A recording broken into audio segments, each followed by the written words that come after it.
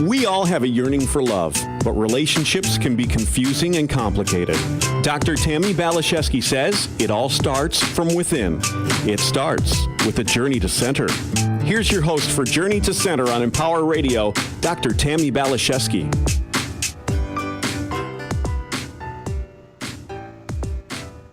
Hello, my friends. I'm so happy to be connecting with you for a while here today on Journey to Center. So how is life feeling for you right now? Are you like a lot of my friends and feeling a bit stressed out and overwhelmed? I know this has been the case for me for sure. Often when I feel stuck or overwhelmed, I like to clean out my closets. I don't know why, but it always seems to help. And it can be so helpful and a lot more fun to have a friend help us declutter and get clear when we're bogged down, clogged up, and can no longer see the forest through the trees. And I have such a friend here with me here today. She has been a fellow host on Empower Radio and has now written a very concise, comprehensive, and oh so practical book that can help anyone who wants it declutter their lives physically, mentally, emotionally, and spiritually. So this show is for you if you'd like to create some sacred space and breathing room so you can enjoy greater clarity, more peace, greater happiness, balance, and a joy-filled life. I'm so happy to have with us Corbie Mitleid. Corbie came from a completely medical family and has always been considered to be the different one. After 2 years of doing her best at an Ivy League university, Corbie struck out on her own journey to search for joy and purpose on her own terms. And a bumpy journey it was. Corbie experienced abuse, poverty, divorce, and life-threatening illness. She also experienced different job titles and careers, from being a professional actress, a television producer, a radio personality, an executive recruiter, and the power behind the throne for a number of high-profile CEOs. Corbie certainly knows the value of an examined life and now helps people all over the world as a beacon of manifestation and vision for her clients and readers. Today, Corbie is living her life's purpose as an intuitive counselor, inspirational speaker, and the author of the new book, Clean Out Your LifeCloset, Take Charge of Your Life, and Love Your Journey. So, Corbie, let's first with you educating me on how to say your last name perfectly. All right. It's Mitleid. Like I didn't even that get person that lied to me. Yeah, Mitleid is a chosen last name. It means compassion in German, and it always reminds me why I'm doing my work. oh my gosh, I love that. Compassion and peace are two of my highest intentions and priorities. So that we're starting right there, I think, is fantastic.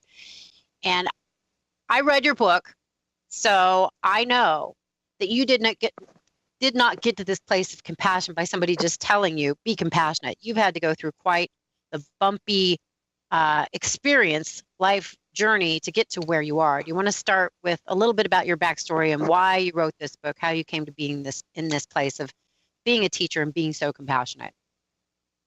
All right. I'm not going to give everybody the whole line of crazy, but let's just say I have been through 3 bouts of breast cancer, 2 divorces. I'm now on a wonderful 3rd marriage, thank you God. An extraordinarily dysfunctional family growing up. You know, when we come down here, we have our chosen karmic challenges, because karma is not carrot and stick. Karma is 5 things. It's healing, it's contrast, it's healing of beliefs, service, and unbalanced energies.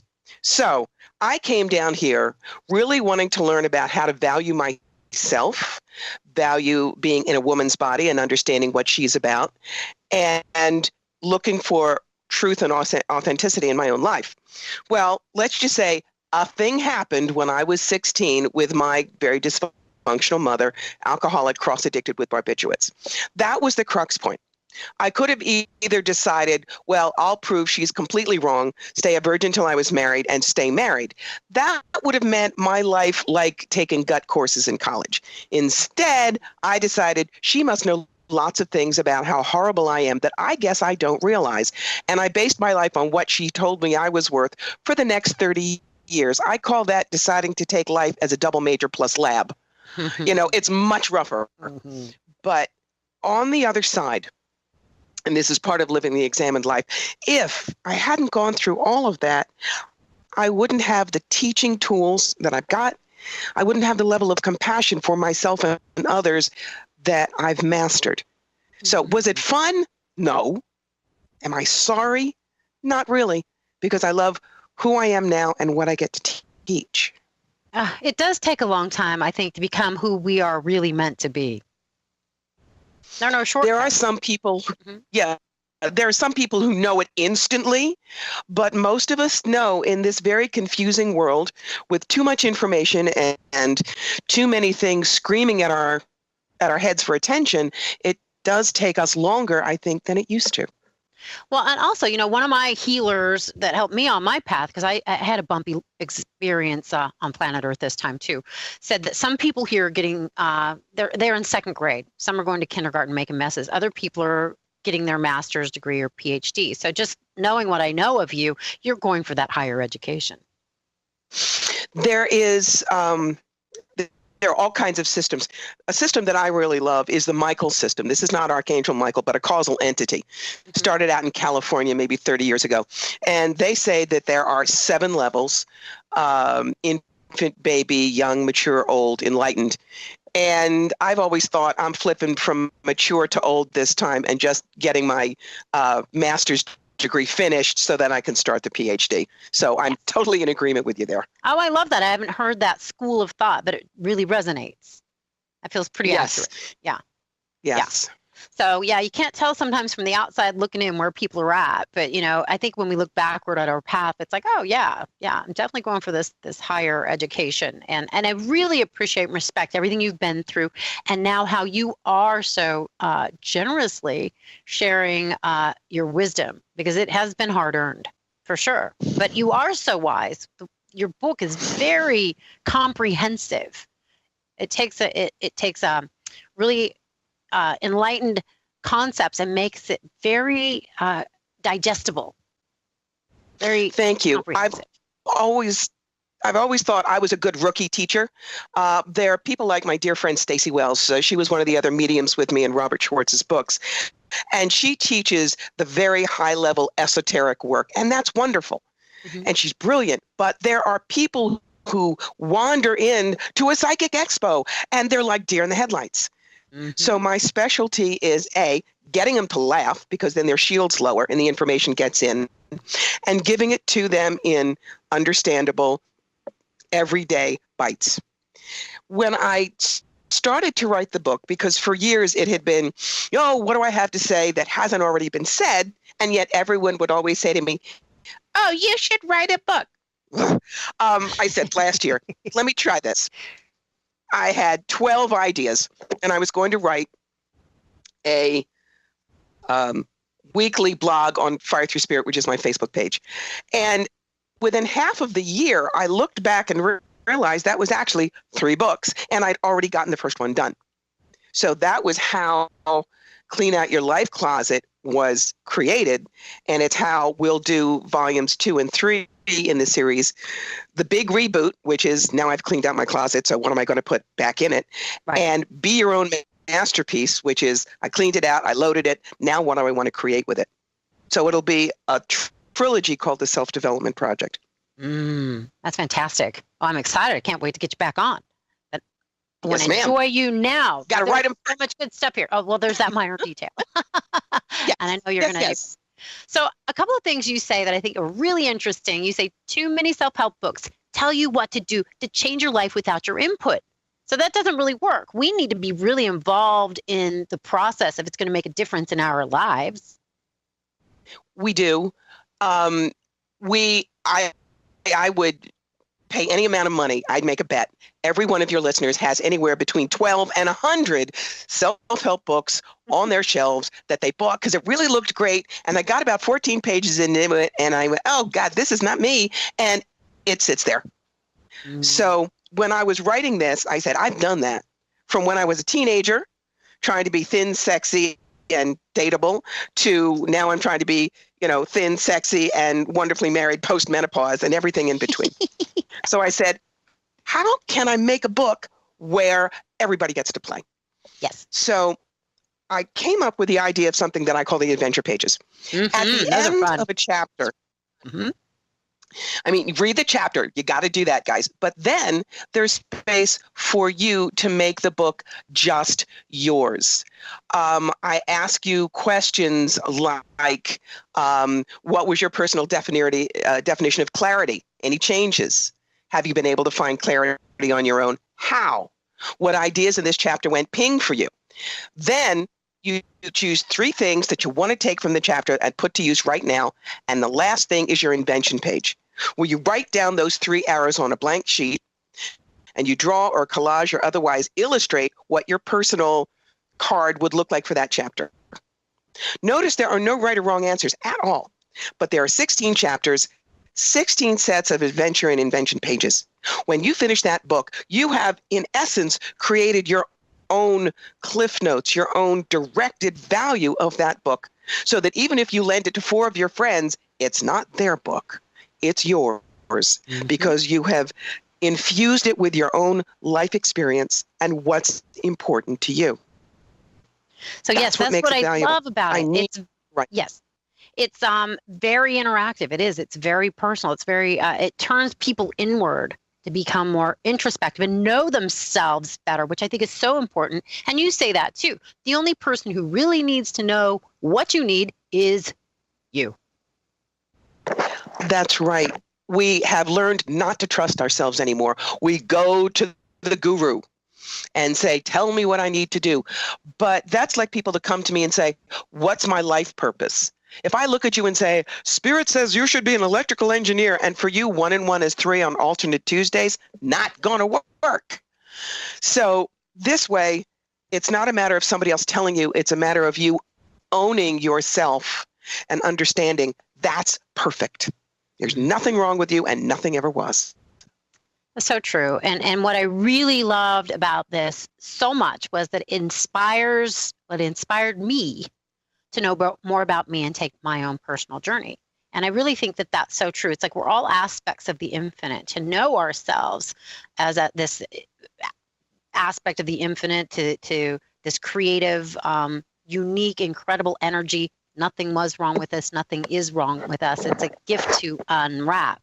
And I think your book really can help people do that. Thank you. I teach them asking a question is wonderful. There are 3 questions that I always ask myself. Learned it from the Option Institute 35 years ago. What am I unhappy about? Why am I unhappy about that? And what do I think would happen if I stopped being unhappy about that? You can change the word unhappy to depressed or angry or fearful, but we knee-jerk our reaction so much. We never look at that 3rd question. What happens if I change? When we give ourselves permission to make that change, the world shifts. Yeah, to go a little deeper and unravel that from the bottom up. And it really does change our life from the inside out. And it helps us believe it when other people say they love us. How many times do we push people away because they can't really love us? We don't love ourselves, so we don't believe them. And we wonder why we're lonely. When we learn how we're truly valuable, we can accept that love in and believe it. And life gets so much better. Oh my gosh, isn't it true? Because I really believe we attract what we believe we deserve, not on the conscious level, but the subconscious level. So if we don't believe we're lovable, there's no way anybody can reflect that to us where we're going to see it. So yes, as we change 2,000%. Yes, everything will change outwardly. So I just love what you're saying, and I agree.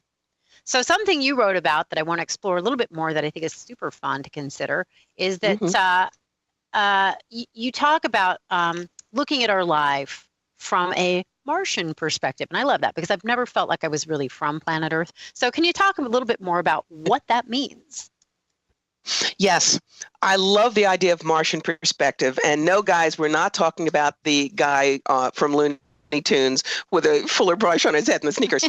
Martian perspective is the idea that we come into something like we're from a different planet. Here's a classic example. Somebody is sitting in front of me and there are tears running down their face. I might say, why are you crying? And I could be wrong. A Martian would look at this person and say, "Why is there water coming from your eyes?" And the Martian would be right, because he's only asking about what he sees. Maybe the person has allergies. Maybe the person has a bum contact lens, or maybe there's an emotional basis, because he is only into joyful, no holds barred exploration. He'll more likely get a correct answer than I will. So when we look at things from a Martian perspective, we simply ask about what we see. We are totally okay with whatever the answer is, which gives us more room to move, shift, change, and shape the situation as we need to. That's interesting. So now, why do you think, Corbie, that Martian curiosity is also necessary on our path and in our self-healing? If we don't look at a situation that we are in and say, what is really in this? We get stuck in self-judgment. We get stuck in old patterns. For instance, when I was told a year and a half into my current marriage that I was going to be needing a double mastectomy, my ovaries out, and I was going from a Dolly Parton figure and a high school boy's libido to a fire plug in shape, so internally damaged that a normal marital life was going to be impossible and the effects would be permanent. The way I was shown I should react is grief and fear and anger and all of that. But instead I said, what do I really want? Regardless of what this is, what do I want? I want to keep my marriage. I want to stay happy. And I want to be able to get through this. So I immediately said, great, where is happy in this? And I didn't care how stupid the answer sounded. So I came up with 3. Number 1, you don't have them, you can't get cancer there. That's good. Number 2, the top half is not going to get slammed in the refrigerator door at the doctor's every year. And every woman listening knows exactly what I'm talking about. 3rd, perky till I'm 93 because implants don't sag. Okay, were they ridiculous? Yes, they were.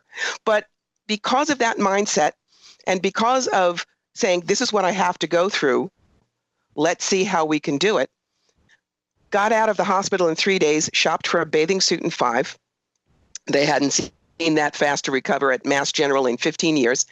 And I'm now 13 years out, completely clear, still happily married, doing my work and loving it, and teaching with what happened. If I had been in the pity party and convinced that nothing would work, might not even be here now. That's so true. Our mindset can really determine the direction we go in our lives and what we attract and manifest. So what I love about what you're saying right here was that you just did not go to that place of pity party victimhood for very long. You immediately stepped into, okay, what is positive about this? I always say, what's your soul trying to learn?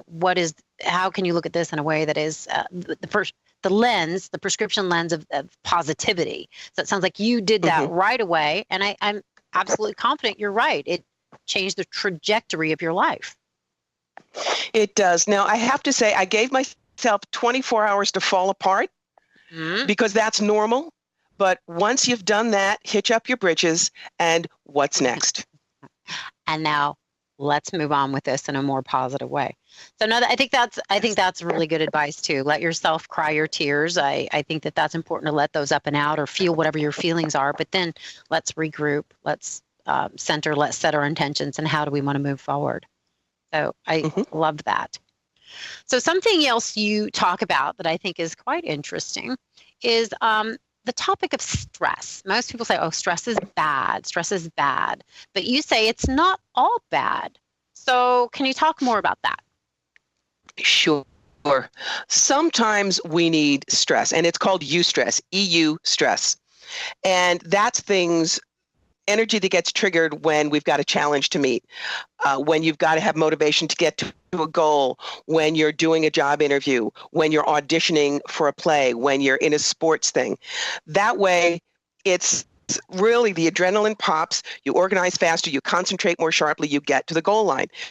It becomes bad stress when it is constant and there's no let up. Adrenal fatigue is one of the biggest things these days that we never used to have 50, 60 years ago. But that's a matter of chronic stress. Yes, I had that myself. So what do we do when we have chronic stress and we can't seem to make it go away? What are some tips you might have for those of us that struggle with that? Well, I have some instant stress busters. I will get up and move. Uh-huh. Yep, I get up and move, jump up and down. If I'm really foggy brained, I'll go into the kitchen and I'll open and close every cabinet door. The cats think it's fascinating. We all play. I breathe. Dr. Andrew Weil has something called a 4-7-8 breath. That's a relaxing breath. I grab my fur people. I have 3 Maine Coons, and they are 3 big armfuls. And when you've got this squirmy fur and purr in your arms, everything else goes away. Meditation, even if it's just for a moment or two. I've got a friend who's done a great book, Cindy Griffith Bennett, Soul Soothers, Mini Meditations for Busy Lives. You can take 3 minutes to meditate. Go for something warm like tea or cocoa. Hug yourself. So often we just need someone to hang on to. Well, we can hang on to ourselves. Find music that works for you, but importantly, set your boundaries. You can't work 24/7. You're not built that way. You've got to find a time to breathe. Balance. Mm-hmm. That's not easy to attain. I used to think, oh, busy is good. Busy is better than bored. But you know what? Balance is better than both of those things. They are. They are. When you keep yourself so busy, when things slow down, you panic.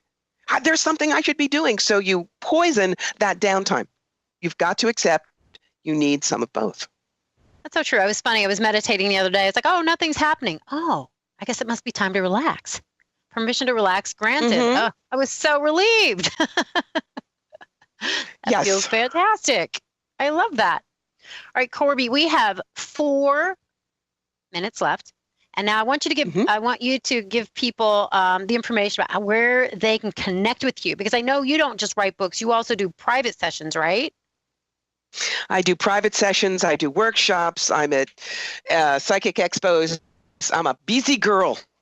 So places you can find me. Number 1, my website, CorbieMitleid.com, where you can find me on Facebook, Fire Through Spirit, the name of my old Empower radio show, where you can find the book on the web. Well, as of today, ta-da, you can buy it on Amazon, either as a paperback or Kindle, or you can go to Clean Out Your LifeCloset.com. There's a place where if you'd like to run a little taste test, you can download the first chapter free, and it also has places where you can go right to Amazon and order it.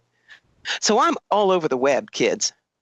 I love that about you. And you are so much fun. I think that this is so great. And I'm super excited that you said yes to another show with me next week, because there's so much more I want to get into with you.